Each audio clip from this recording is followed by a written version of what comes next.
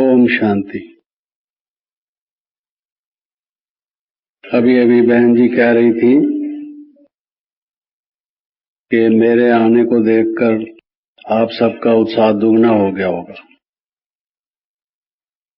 और मैं जब आप सबको देख रहा हूं तो मेरा उत्साह तो 100 गुना हो गया। क्यों हो गया है 100 गुना? कोई बता सकते हैं कि मेरा उत्साह आपको देखकर 100 गुना कैसे हो गया है? हाँ जी, क्या कह रही हैं? एक कन्या बराबर 100 ब्राह्मण। अपनी महिमा खुद कर रही है।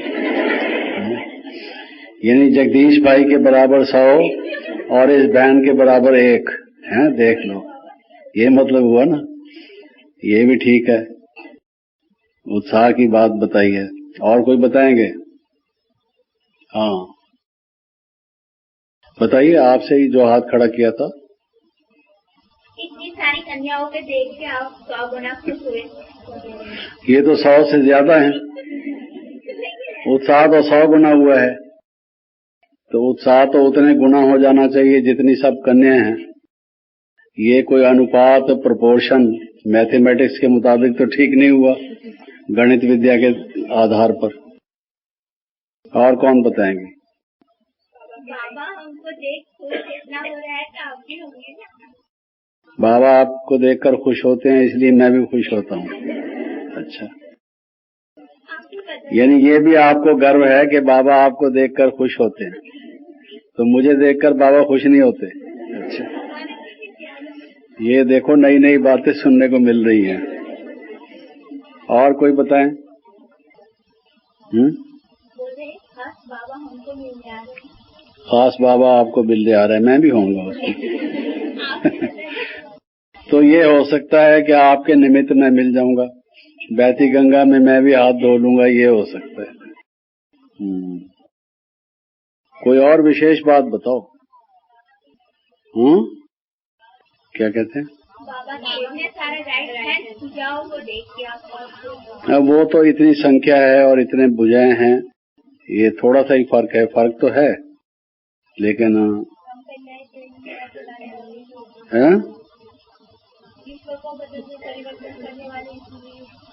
विश्व को परिवर्तन करने वाले हैं ये, तो इसलिए खुशी हो रही है कि अब विश्व परिवर्तित हो जाएगा। हैं? ये भी अच्छा है भाई, ये इसने जिम्मेवारी ली है विश्व को बदलने की। है, बहुत बड़ी जिम्मेवारी ली है।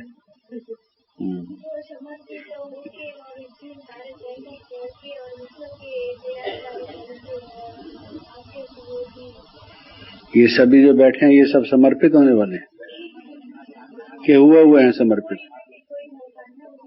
कोई नहीं हुए, ऐसा तो नहीं।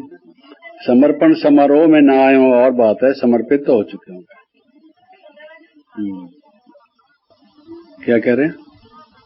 आप आपके विचार हम सबको सुनाना चाहते हैं, बांटना चाहते हैं क्लास।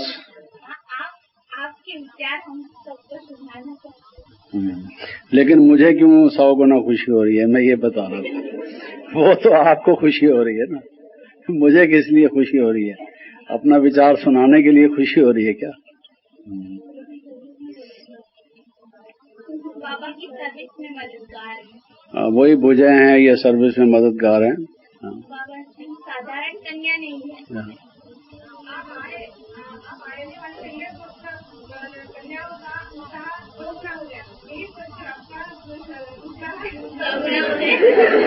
क्या चीज? जब दादी ने हमको बताया ना कि आप आने वाले हैं, तो सभी कन्याओं का 2 गुना हो गया, ऐसे सोचकर आपका भी 100 गुना हो गया। ठीक, क्या? चलो, एक एक से पूछेंगे तो 3 क्लास में भी पूरा नहीं होगा, सारी क्लास इसी में ही समाप्त हो जाएगी। लेकिन सैंपल सर्वे हो गया। जब आप देखना चाहते हैं कि चावल गल गए, दाल गल गई कि नहीं गल गई, सारा एक एक दाल नहीं निकालते, चमचे में थोड़ा सा निकाल लेते हैं। अगर वो गल गए तो सभी गल गए। तो आप सब में उमंग उत्साह तो देखने में आ ही गया, ये तो मानता हूँ। और आपने ये भी मान लिया कि मेरा 100 गुना हो गया, तभी तो जवाब दे रहे हैं। लेकिन कम से कम ये सोचिए कि आपका 2 गुना हुआ और मेरा 100 गुना हुआ, तो आपका भी बढ़ना चाहिए। बहनों को तो और ही आगे चलना चाहिए। लेकिन आप सभी ने जवाब जो दिया वो ठीक दिया, अपनी अपनी जगह पर वो इसका उचित उत्तर था।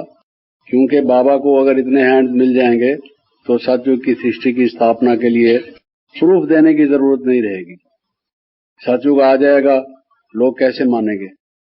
जब हम थोड़े से व्यक्ति थे और ये दावा करते थे लोगों पर कि ये सतयुग हम लाएंगे, तो वो कहते थे छोटे मुंह बड़ी बात करते हैं। इस दुनिया में कितने देश हैं, कितनी भाषाएं हैं, कितने व्यक्ति हैं, उन सबको ये बदल देंगे तो एक असंभव जैसा लगता था।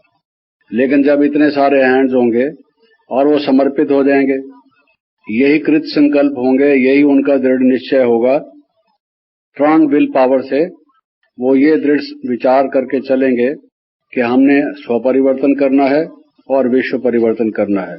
फिर कौन कह सकता है नहीं होगा? आप किसी को भी आप यहाँ बुला लें, कोई नया भी व्यक्ति हो, अगर उसको ये भरा हुआ हाल दिखा दें कि ये सब कन्याओं ने ये दृढ़ संकल्प किया है, तो मैं समझता हूँ शास्त्रों के प्रमाण देने की जरूरत नहीं है। जो वो कहते हैं ना, कलयुग बच्चा है, अभी छोटा बच्चा है, और हम कहते हैं बच्चा नहीं है, कलयुग बचा थोड़ा है। तो वो कैसे थोड़ा बच्चा है, अब कैसे कलयुग समाप्त होगा? अभी हम जब प्रभात फेरी निकालते हैं या जुलूस होता है, उसमें एक नारा लगाते हैं, कलयुग जा रहा है, सतयुग आ रहा है। और अगर मान लीजिए सारे इंडिया में जितने हमारे लोग हैं, अगर वो दिल्ली में सब लोग चल पड़े चांदनी चौक से या कनॉट प्लेस से, या 26 जनवरी पर जो झांकियां निकलती हैं वहां से इतना बड़ा जुलूस निकले और हर एक के हाथ में ये एक बोर्ड लिखा हुआ हो कि हम ब्रह्मचर्य व्रत का पालन करेंगे, हम शुद्ध आहार विहार खाएंगे और हम भ्रष्टाचार को मिटाएंगे, हम विकारों को समाप्त करेंगे, और ऐसा सब एक स्वर से नारा लगाएं। हम भारत की वो नारियां हैं, वो कन्याएं हैं जिनका गायन है कुमारी कन्याएं। देखो कितना नाम रखा हुआ है वहां कुमारी कन्या से लेकर, तो एक एक का कितनी महिमा है। हम हैं वो जिन्होंने भारत को बदल देना है, वो सच्ची ज्ञान गंगा हैं, ज्ञान सरिताएं हैं। तो लोग कैसे नहीं मानेंगे? कहेंगे अब ये बदल रहा है, युग बदल रहा है, कल युग का जनाजा अब निकलने वाला है जी। वो कहते हैं ना, मेरे महबूब का जनाजा है, जरा धूम से निकले। तो कल युग का जनाजा जो है वो बड़े धूम से निकलेगा, अच्छी तरह से जनाजा उसका निकाल दिया जाएगा और सतयुग आएगा। तो सतयुग आने का एक प्रूफ ये है कि जिसके इतने हैंड्स हों, आज तक कभी विश्व के इतिहास में ऐसा हुआ है? इतनी माताएं, कन्याएं, बहनें हुई हैं जिन्होंने ये दृढ़ संकल्प किया हो कि हमारा सारा जीवन ही इस कार्य के लिए है, हम तन मन धन की बाजी लगा देंगे, हमें कुछ नहीं चाहिए, हम तो एक भारत को स्वर्णिम युग में लाना चाहते हैं और हमें कुछ नहीं चाहिए। लोग तो कहते हैं, जो भी भारत के लोग हैं, महिलाएं हैं, नारियां हैं, कन्याएं हैं, फैशन चाहिए उनको, तो घर में भी चड़क भड़क चमक दमक सब चाहिए, सब नए प्रकार के साजो सामान चाहिए। ऐसी कितनी कन्याएं होंगी, आप सारे इंडिया में घूम के देखो, जो ये कहें कि हमें कुछ नहीं चाहिए, हमने तो ये दृढ़ संकल्प कर लिया है। एक चाणक्य का नाम पढ़ते हैं हम, कौटिल्य या चाणक्य, या इतिहास में उसने अपने बाल बांध लिए थे और कहा था कि मैं इस राजा का नंद का इसका राज विध्वंस करूंगा। तो क्या किया था उसने? एक ने संकल्प करके क्या किया था?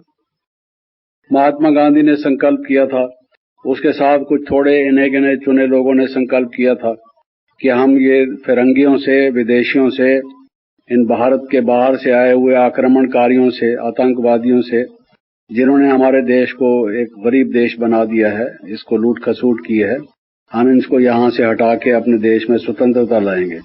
तो बाबा कहते हैं, देखो हमारे जीवन काल में ही हमने देखा, उन्होंने किया, थोड़े से लोग थे।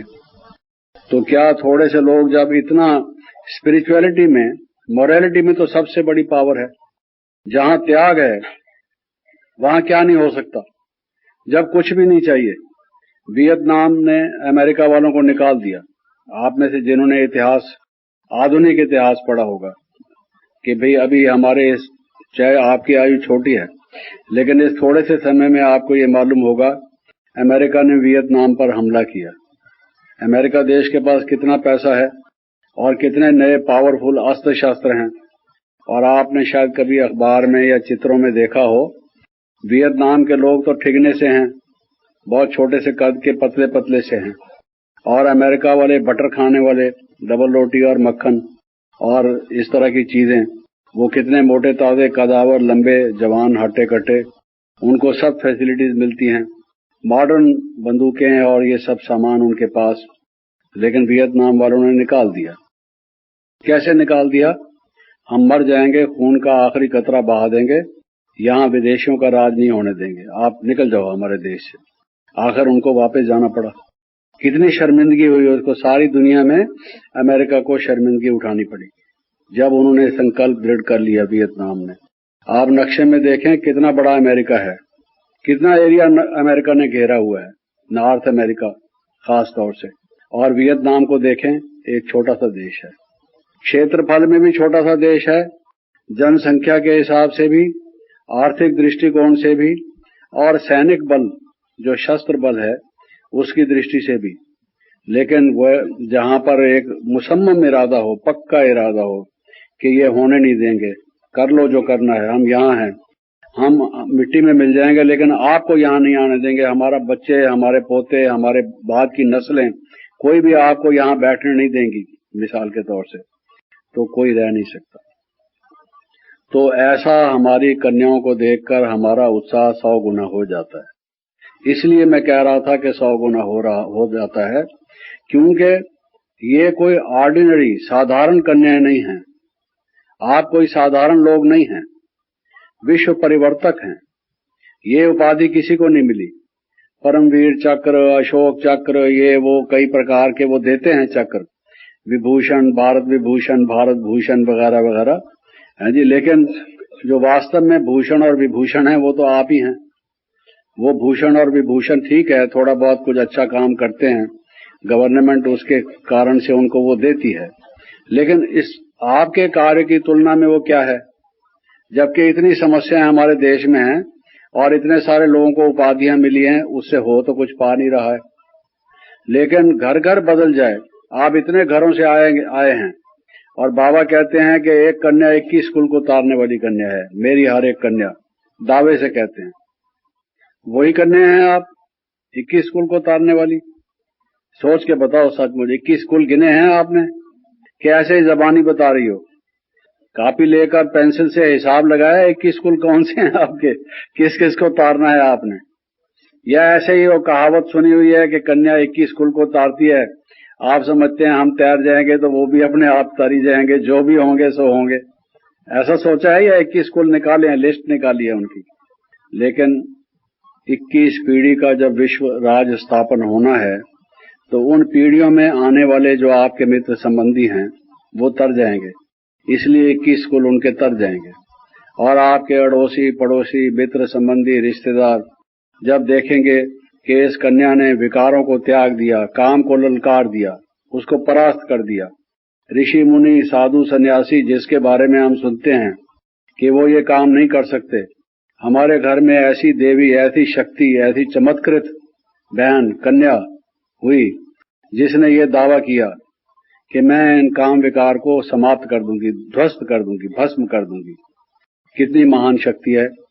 माउंट एवरेस्ट पर चढ़ जाना कोई बड़ी बात नहीं है, चढ़ चुके हैं कई लोग, लेकिन आज तक कोई ऐसा निकला है जिसने कुछ 5, 7, 10 कन्याएं ही ऐसी बनाई हो, अपनी शिष्याएं या कुछ अपनी उनका फॉलोअर्स, फॉलो करने वाली, अनुकरणाएं, जो भी कुछ उनके पीछा चलने वाली, जिन्होंने ये कहा हो कि हम अपने जीवन को इस प्रकार से न केवल स्वयं अपनाएंगे बल्कि सबको, दूसरों को भी यही शिक्षा दिखाएंगे। लोग तो विरोध करते हैं, वो कहते हैं ये अननेचुरल बात आप बताते हैं, ये हो ही नहीं सकती। हमारे ऋषि मुनि सब देवता, यहां तक कि हर एक देवता को ही बदनाम करते हैं। ब्रह्मा ने क्या किया, विष्णु ने क्या किया, शंकर ने क्या किया, ऐसी दंत कथाएं बना रखी हैं जिससे दूसरों को सुना सुना के उनकी हिम्मत भी तोड़ते हैं। आपने सुना है, आपको मालूम है, शास्त्र तो नहीं पढ़े आपने, लेकिन हर एक देवता को किसी को भी छोड़ा नहीं गया है, हर एक देवता की बदनामी की गई है। बाबा कहते हैं कि अपने मुंह पर खुद चपेट मारी है। ये दूसरे धर्मों वाले क्यों आए हमारे देश में? जब हमने अपने देवी देवताओं, अपने ऋषियों मुनियों को सबके बारे में कहा कि सब खराब है। कृष्ण की 108 पटरानियां थी, 16,108, और 16,108 पटरानियों में से हर एक से 10-10 बच्चे पैदा हुए, तो 1,60,000 से ज्यादा होगा। एक पूरा नगर उसके घर का ही होगा, है? वहां ही इलेक्शन होता होगा उनका, कोई दूसरा, और बाहर की कोई जरूरत ही नहीं, बताइए। तो यही काम करता होगा सुबह से शाम तक। जीवन भर में 1,60,000 बच्चे पैदा करो। पैदा करने के बाद उनको कोई ऐसा तो नहीं कि वो एक दिन में बड़े हो जाते हैं, अपने खुद चलने लगते हैं। उनको चलना फिरना सिखाया जाता है, दूध पीना सिखाया जाता है, खाना पीना सिखाया जाता है, शौच करना सिखाया जाता है, सब काम सिखाए जाते हैं। बच्चे पैदा करके कोई ऐसी डबल रोटी तो नहीं बनाई जाती। बच्चा अलग चीज है। उस बच्चे को संभाला जाता है, उसको फिर लिखाया पढ़ाया जाता है, विद्या दी जाती है। 1,60,000 बच्चे पैदा किए। और क्या लिखा हुआ है? कृष्ण योगीराज थे, उन्होंने गीता ज्ञान दिया। कौन सा गीता ज्ञान? जिसमें लिखा हुआ है, हे अर्जुन, काम क्रोध लोभ नरक के द्वार हैं। उधर लिखा हुआ है नरक के द्वार हैं, और उधर कहते हैं कि उसके 1,60,000 से भी ज्यादा बच्चे थे, समझा? तो उनके जीवन काल में जो 1,00,000 जो पहला पैदा हुआ होगा, उसके भी बच्चे पैदा शुरू हो गए होंगे। तो कुल कितने हो गए होंगे? ऐसा तो नहीं है कि वो 1,60,000 वो सारे ब्रह्मचारी थे, उन्होंने भी अपना काम किया होगा। तो उल्टा सुल्टा, और वो जो उन्होंने किया, तो क्या नगर बसाया? सतयुग बसाया या वैशाला बनाया? तो बाबा कहते हैं, देखो ऐसी दंत कथाएं सुना के भारत को, जो इतना सोने की चिड़िया थी और जो इतना पवित्र देश था, शिवालय था, उसको वैशालय बना दिया। वैशाला भी ऐसा नहीं होता होगा जो भारत की निंदा की भारतवासियों ने स्वयं, उसको बाबा कहते हैं कि अपने मुंह पर उन्होंने खुद चपेट लगाई। और आप वो कन्याएं हैं जो उस दाग को, उस धब्बे को धोएंगे, भारत के नाम को फिर से उज्जवल करेंगे, विश्व के मुकुटमणि बनाएंगे और सारे विश्व में बाबा को प्रत्यक्ष करेंगे। कितने फिलॉसफी के, दर्शन के पुस्तकें लिखे हुए हैं, आत्मा क्या है, परमात्मा क्या है, लोग मूंझे हुए हैं। अभी तक भी उनको पता नहीं कि आत्मा क्या है, परमात्मा क्या है। और सबसे बड़े फिलॉसफर तो आप हैं। वो पीएचडी वाले हमारे सेंटरों पर आते हैं, आपको मालूम है। पुरुषार्थ की जो पहली विधि है जिससे आप आगे बढ़ सकेंगे, वो ये है कि हमेशा ये रहे कि हम साधारण नहीं हैं। स्वयं भगवान ने हमें चुना है, हमें अपनी भुजा बनाया है। भगवान की सिलेक्शन कैसे होगी आप सोचो।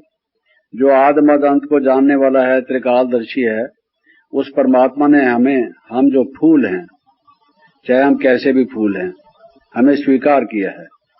लोग देवी देवताओं पर पुष्प चढ़ाते हैं, मंदिरों में जाके फूल ले जाते हैं, वहां अर्पित करते हैं।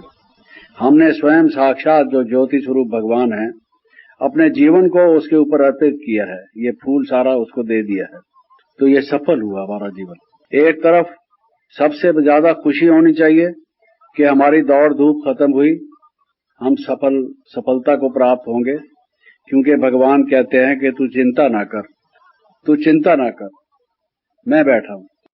जब कोई हिम्मतवान होता है, सर्वशक्तिमान होता है, जिसके पास साधन, धन और सहयोग और दूसरे जो सहयोगी हैं उनकी कोई कमी ना हो, तो वो क्या कहता है?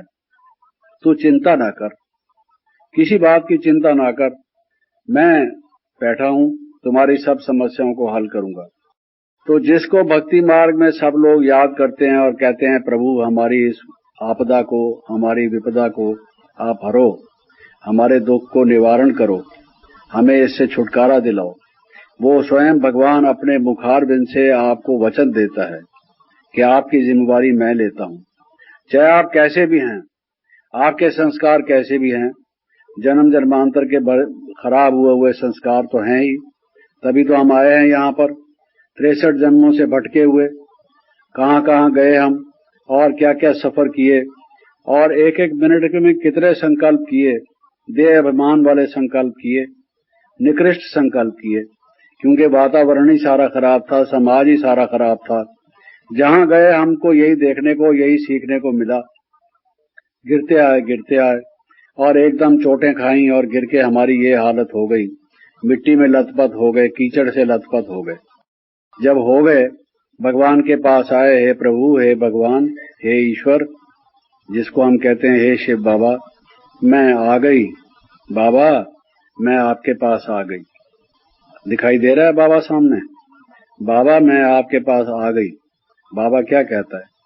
बेटी बड़ी खुशी है तू आ गई, तू मेरी है, मैं तेरा हूं, और अब तेरी सारी जिम्मेवारी मैं अपने ऊपर लेता हूं, तू निश्चिंत रह, और जैसे मैं कहूं वैसे तू करता चल, करती चल।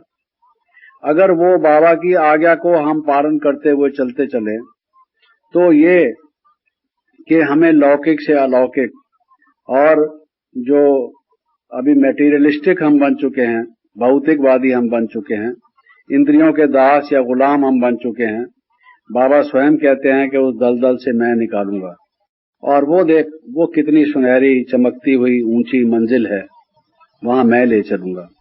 बाबा मैं वहां तक कैसे पहुंच पाऊंगी? मेरे संस्कार तो बहुत खराब हैं।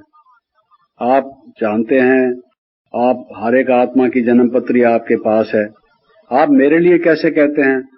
थोड़ा सा समय रह गया है, और कई लोग तो बहुत टाइम से आए हुए हैं, तो इस थोड़े से समय में मैं भी वैसे बन जाऊंगी, मुझे लगता तो नहीं।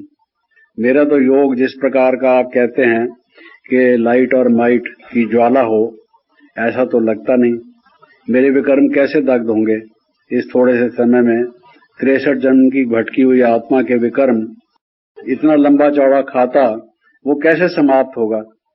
आप मुझे आश्वासन देते हैं, मैं उस बात को मानती हूँ, स्वीकार करती हूँ, ये मेरा सौभाग्य है, लेकिन वो कैसे संभव होगा ये मेरी समझ में नहीं आता है।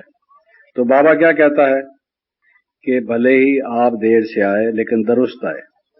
देर आए दुरुस्त आए, देर से आए तुम दुरुस्त आ गए। It is never too late to mend.